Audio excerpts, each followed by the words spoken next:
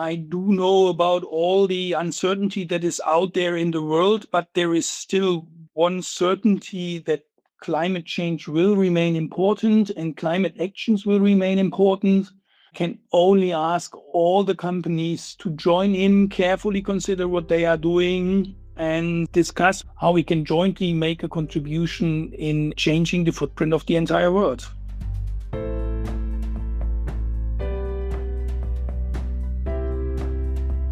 Welcome to Sustainability Leaders. I'm Michael Torrance, Chief Sustainability Officer at BMO. On this show, we will talk with leading sustainability practitioners from the corporate, investor, academic, and NGO communities to explore how this rapidly evolving field of sustainability is impacting global investment, business practices, and our world. The views expressed here are those of the participants and not those of Bank of Montreal, its affiliates, or subsidiaries. Today, I'm joined by Andreas Mündel, Senior Vice President of Strategy and Operations at DHL Group. In today's episode, we will explore how DHL has embedded sustainability directly into its core business, including how the company has progressed on emissions reduction goals and how this work has scaled one of the world's largest electric delivery fleets and deployed alternative fuels across road transport and aviation around their global operations. Thanks for joining me today, Andreas. Yeah, thanks for having me today. I love the fact that someone in your position as Vice President of Strategy and Operations in a company as big as DHL, which is one of the world's largest logistics companies, is also interested in driving sustainability. Can you tell me and help the audience to understand the context about your business? What are your operations and what is the scale? And why do you think that energy efficiency, emissions reduction, and sustainability is important to your goals? Yeah, thank you. Indeed, let me share a little bit what we do at DHL because it's a fairly wide universe. As being the biggest logistics company in the world, we do operate quite a variety of businesses. We are the largest international express delivery company. So besides UPS and FedEx, we do operate a global network with about 280 aircrafts operating dedicated for us. We do operate in the global forwarding space, meaning brokering the business of air freight and ocean freight, more than 3 million tons of air freight and more than 3 million containers per year over the ocean. We do operate a very extensive network of supply chain warehouses, 3,000 globally. We do facilitate the e-commerce flows around the globe where we can deliver to the end consumer e-commerce predominantly from China and the US. And we still have the legacy business of post and parcel here in Germany, where we are the domestic post and parcel delivery with way more than close to 7 million parcels actually per year. This is roughly the span of our businesses. And if you think through what in terms of operations behind it, it's a very large fleet of aircrafts, which essentially contribute 2/3 to our footprint. It's a tremendous amount of trucks running around, adding another 25% to our footprint, the ocean vessels that we don't operate, but third party, and a lot of delivery vehicles and buildings. So we have a quite massive footprint in terms of CO2. I think this last year we reported 32 million tons of emissions. And this is why also emissions is so important to us. We believe that if you think through, there is a right to play if you take this topic responsibly and consider all the ways that you have to reduce your footprint. So if we dig more into the business value that you see sustainability and your climate strategy creating, how do you think of that? There's obviously the inherent benefit to the environment, to society of managing these issues well. But I think I'm getting the impression that you guys are really tying this into a core business strategy and see it as creating value. Can you develop that for us, please?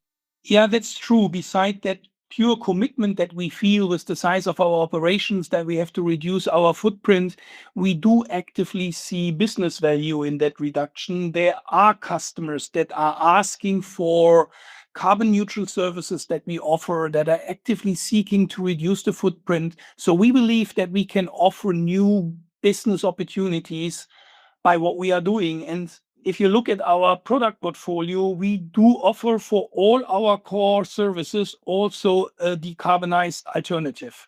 We call it the Go Green Plus service. typically the same service as you would have traditionally, but decarbonized to a certain extent by either using sustainable aviation fuel for aviation services, alternative road fuels, or electric vehicles for ground services. This is what we sell, and we do sell this as a premium, and we do see demand for those services. So it is not only an obligation that we feel, it is also a business opportunity. And we actually believe that going forward, that becomes even more important. One more aspect is we are also quite visible. So when we enter into all the cities with our vehicles, there is also a huge demand or ask for carbon neutral delivery. So here in Germany, we very actively offer, meanwhile, cities that we can serve completely carbon neutral because there is demand from customers asking for, hey, what is your delivery feed in Berlin? Can you offer carbon neutral transport? How does it look like in Hamburg? So we do believe and actively see the business value behind this. So if we can dive deeper into your actual climate strategy, the different elements of it, in particular the emissions reduction work, what are the key areas of focus that you have, and why did you choose those areas? That's a very good question. As first, you need to know that we have set ourselves a science-based target already for the short term, meaning for 2030. We want to reduce our footprint in absolute terms, despite growth, to 29 million tons. And when we started the journey, we have done an exercise of calculating backwards, what does it actually mean if you want to achieve 29 million tons?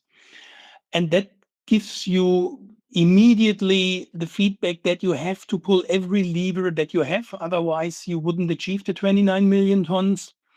And if you go through our footprint, like I said before, 2/3 stem from aviation. So we have to look at reducing emissions in the aviation area. We have deployed the refleeting already quite. We are optimizing our operations and we do a lot of things, but the major lever in aviation is sustainable aviation fuel. So from purely doing the math backwards, we have set ourselves a target of achieving 30% sustainable aviation fuel in our operations. Sounds high, is probably one of the highest in the industry, but we are very proud to report that last year we have already achieved in our own fleet of aircraft 10% SAF blends. So that is well underway. And also, as I said before, second biggest contributor to footprint is our trucking fleet. And therefore, we are looking at all technologies to decarbonize also our trucking fleet. Alternative fuels, we use a lot of bio CNG, also compressed natural gas in Germany for our fleet. LNG is an option, but increasingly we also start to electrify heavy trucks.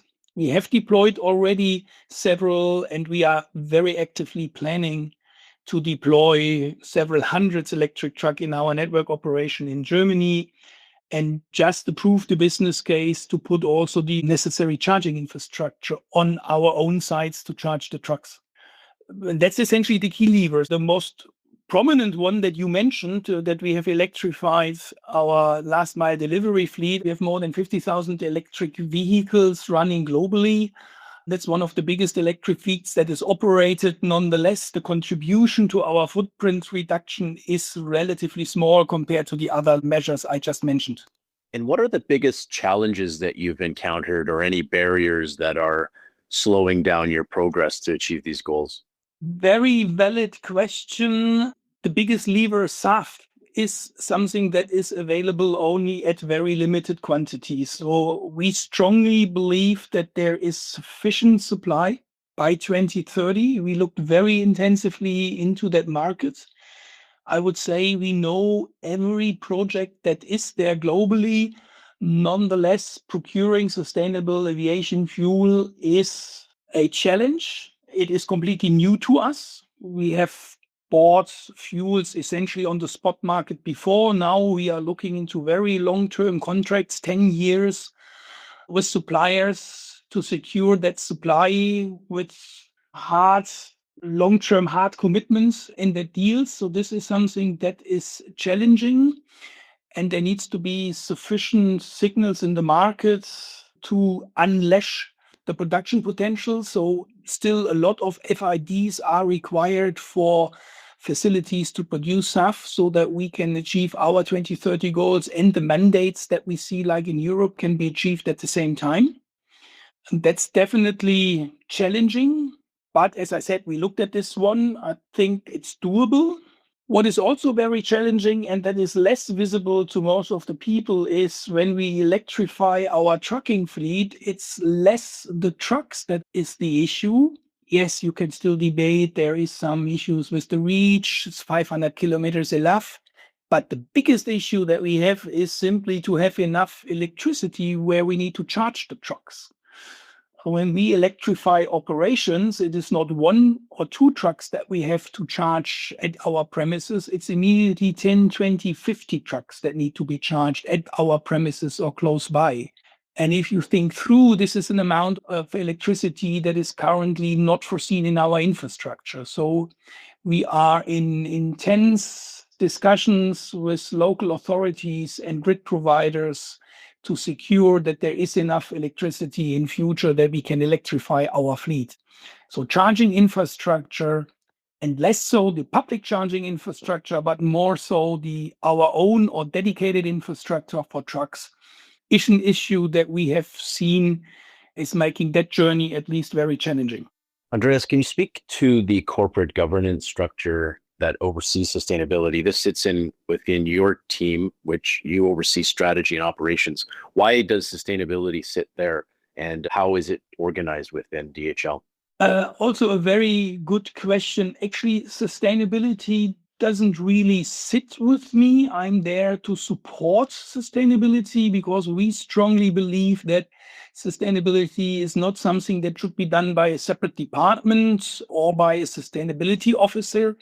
But sustainability is something that needs to be done deeply embedded in the organization, particularly in the ops side of the organization. Why is this? Because you cannot deploy 50,000 electric vehicles out of a central team. If you do a pilot on electric trucks, that all can be run out of a central sustainability team. But if you really want to change the way you are operating, deploying millions of solar panels on thousands of buildings, if you want to deploy hundreds of electric trucks, these 10,000 of electric vehicles, that needs to be done decentral, that needs to be done by the people on the ground, that needs to be done by the ops people. And this is why we put actually a responsibility for the decarbonization into our operations. It is discussed as part of the targets, it's discussed as part of the budget, it's discussed as part of the business cases, it is discussed in our ops board where we have the COOs of the divisions and our CEO. And this is why we have so much traction on the ground. And my team is only supporting to the extent we have a fairly good overview of where we stand for strategic purposes. And we do help on critical topics where it does make sense to bundle knowledge centrally, for example, when procuring sustainable fuels. Andreas, can you tell us about your strategy 2030?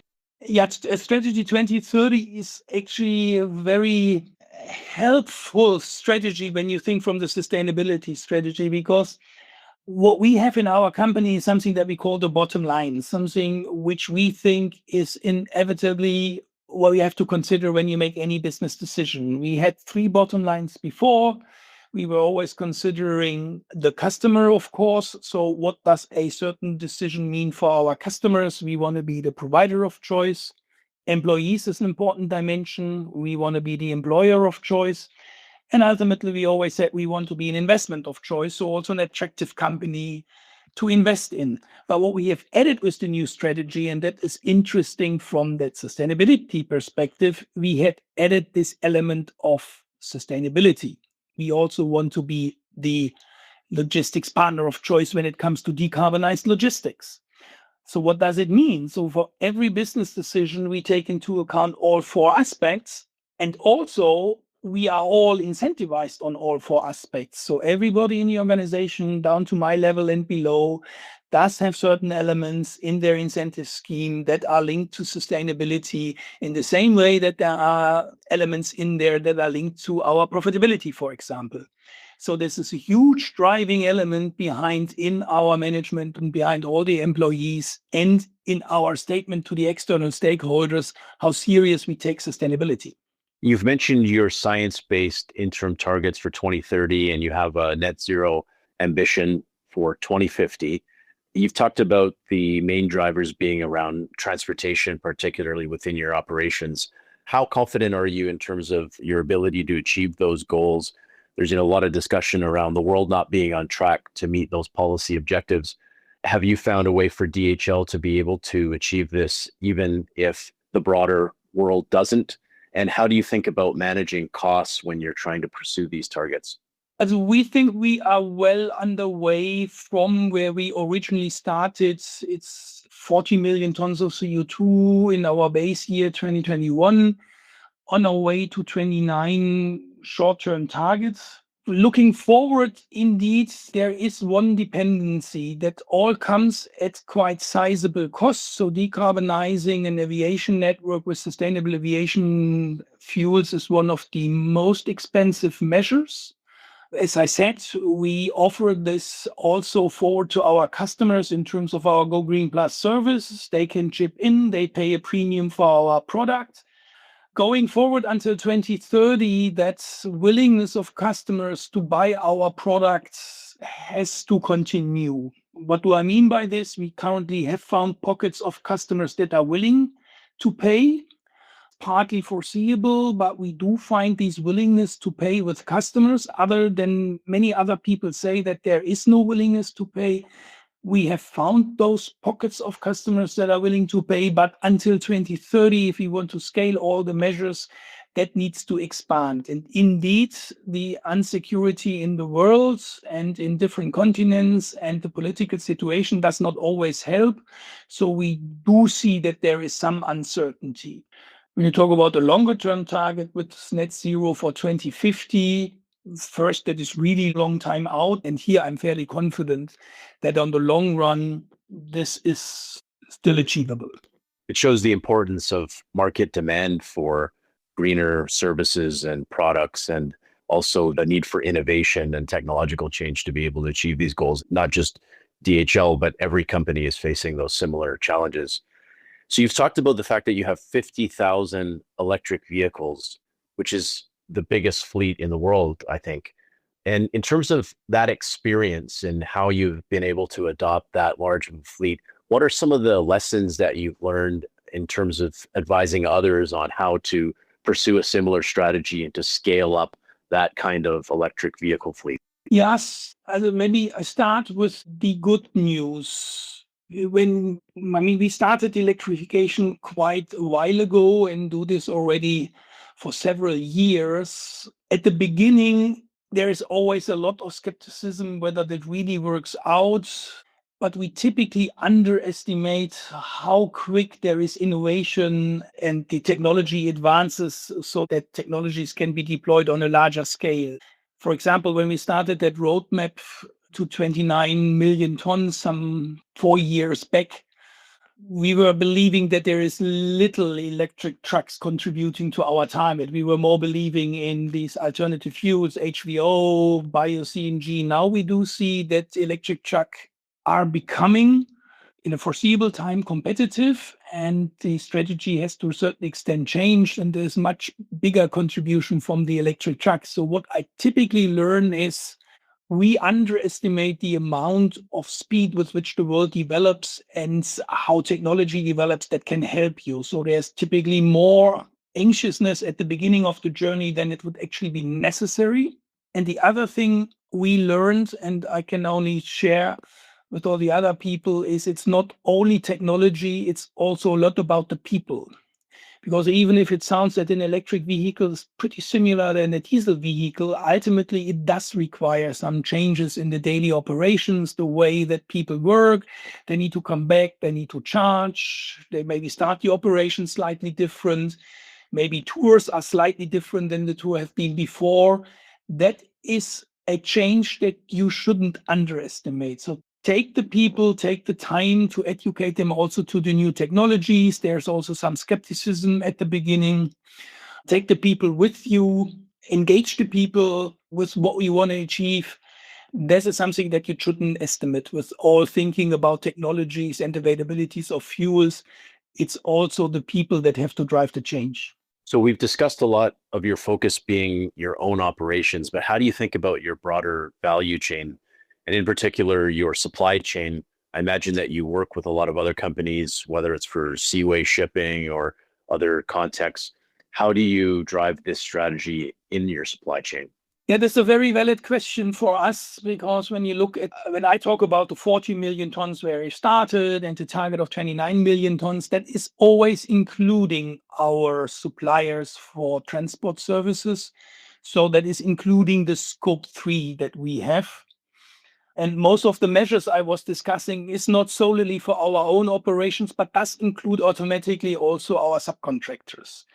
Admittedly, we have realized that progress in our own operations is faster. We have it way better under control, and it is more complex to get all the subcontractors on board.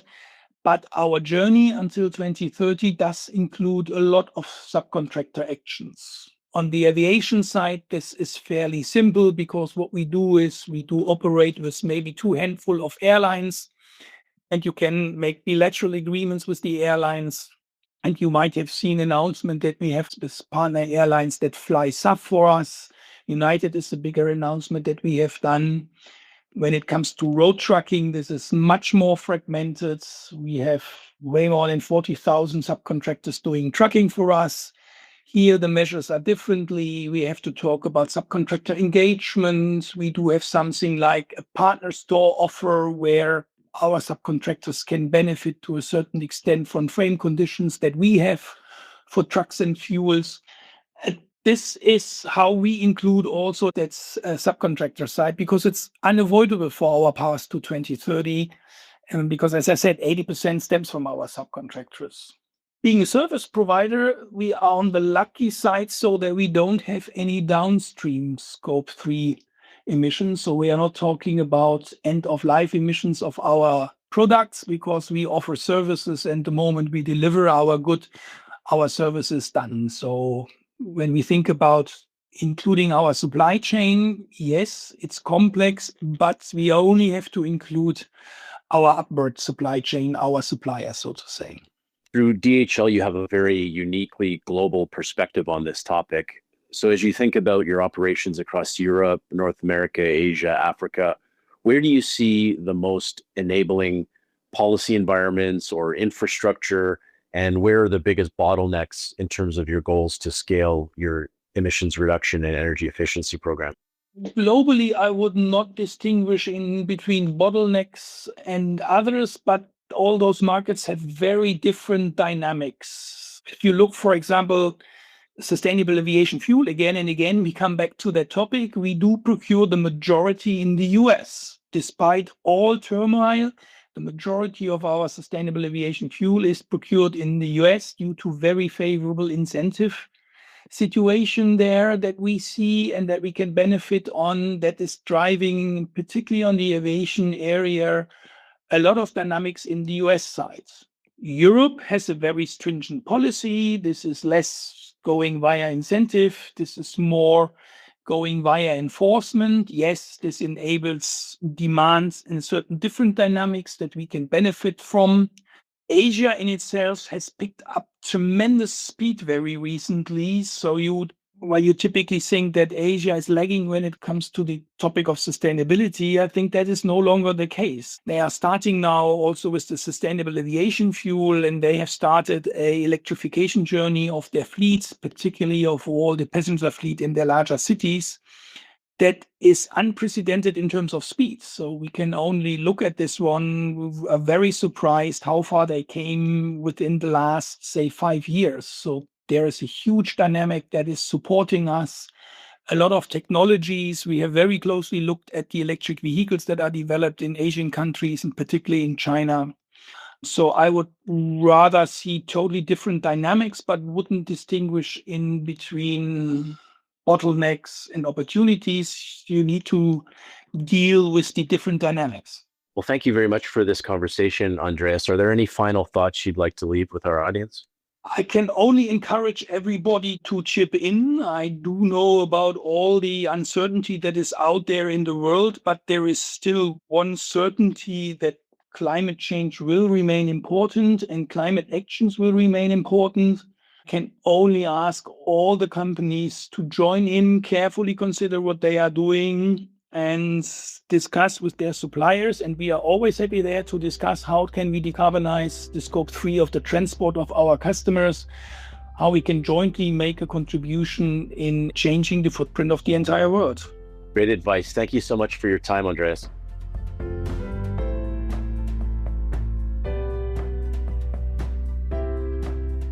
Thanks for listening to Sustainability Leaders. This podcast is presented by BMO. You can find our show on Apple Podcasts, Spotify, or your favorite podcast player. Press the follow button if you want to get notified when new episodes are published. We value your input, so please leave a rating, review, and any feedback that you might have, or visit us at bmo.com/sustainability leaders. Our show and resources are produced with support from BMO's marketing team and Puddle Creative. Until next time, thanks for listening and have a great week. For BMO disclosures, please visit bmocm.com/podcast/disclaimer.